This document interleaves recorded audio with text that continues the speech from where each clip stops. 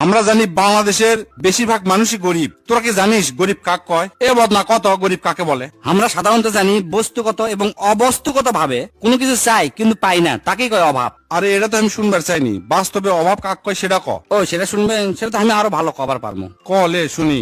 আমি যখন কলেজে আসি তখন আমি আমার মা কই, মা কলেজে জমা 20টা টাকা দাও। মা তখন গোটাল বাড়ি খুঁজে খুঁজে কোন টাকা পয়সা পায় না, কুদ থেকে না কুদ থেকে খুঁজে 10 টাকা বার করে দেয়, দিয়ে করছে যা বাবা 20 টাকা নাই, 10 টাকা নিয়েই তুই কলেজে যা। আমি আবার ওই 10 টাকা নিয়ে বাইরে আসে মিচ্ছানা ঘুরে আবার বাড়ি যা, 10 টাকা ফেরত দিয়ে কই মা আজকে আমার ক্লাস হবি না, কলেজে যাম না থাক।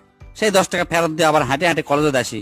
এই হাঁটে হাঁটে কলেজে আসাকেই বলে অভাব। আমার বাপের অফিস হচ্ছে 9টা থেকে 5টা পর্যন্ত, কিন্তু সপ্তাহে 4-5 দিনই দেখি আমার বাপ 5টার সময় বাড়িতে না আসে রাত 10টা 11টার সময়। এত রাত হওয়া দেখে তখন আমার মা আমার বাপে কয় এত রাত হলো কা বাড়িতে আসতে। তখন আমার বাপ বড় একটা নিঃশ্বাস ফেলে কয়, যে অল্প বেতন পায় এই বেতন দিয়ে তো সংসার চলে না, ওভার টাইম কাজ করনো, ওভার টাইম কাজ না করলে কি সংসার চালান পারবো?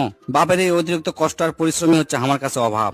মায়ের শাড়ি 24 জায়গা ছিঁড়ে গেছে, 25তম জায়গা যখন মাও সেলাই করে, আমি ওটা দেখে কই মা তুমি সিধা শাড়ি সেলাই করি চকে, এটা তো আর পরা যাবি না, তুমি পাল্টাও। মা তখন হাসতে হাসতে কয় না না শাড়ি ভালোই আছে, আরো 6 মাস যাবি। মায়ের এই হাসতে হাসতে সেলাই করাটাকে আমার অভাব মনে হয় স্যার। আমি লেখাপড়া করতে করতে ফাঁকে ফাঁকে টিউশনি করি, টিউশনি করে যে টাকাটা পাই ওই টাকাটা যখন মায়ের হাতে তুলে দে কই এই লাও টাকা, সংসার চালাও। মাও টাকাটা পায়া যখন স্বস্তির শ্বাস ফেলে এবং মুচকি হাসে, এই মুচকি হাসাই হচ্ছে আমার কাছে অভাব স্যার। আমার সব বন্ধুরা মোটামুটি আইফোন ব্যবহার করে, কিন্তু আমি ব্যবহার করি বাটন ফোন। যে বাটন ফোন আমার বন্ধুকে সামনে পকেট থেকে বার করে পারি না, লজ্জায় পকেটের মধ্যে থুয়ে দিই। এই লজ্জায় হচ্ছে আমার কাছে অভাব স্যার। অভাবের কারণে যখন কাছের মানুষ দূরে চলে যায়, এই দূরে চলে যাওয়াটাই আমার কাছে অভাব মনে হয় স্যার। টিউশনি অল্প টাকা দিয়ে যখন ছোট ভাই বোনের জন্য ঈদের জামা কিনে দিই, কিনে দেওয়ার পর দেখি আমার পকেটে তার 1 টাকাও নাই।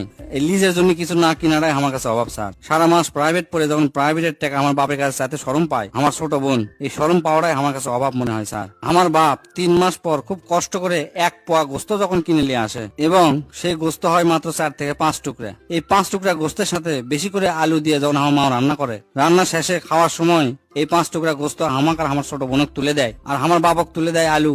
সেই আলু আমার বাপ খাতে খাতে কয় যে বাহ এই গরুর গোস্ত রান্না আজকে সেই টেস্ট আছে, গোস্ত ফাইন সিদ্ধ আছে।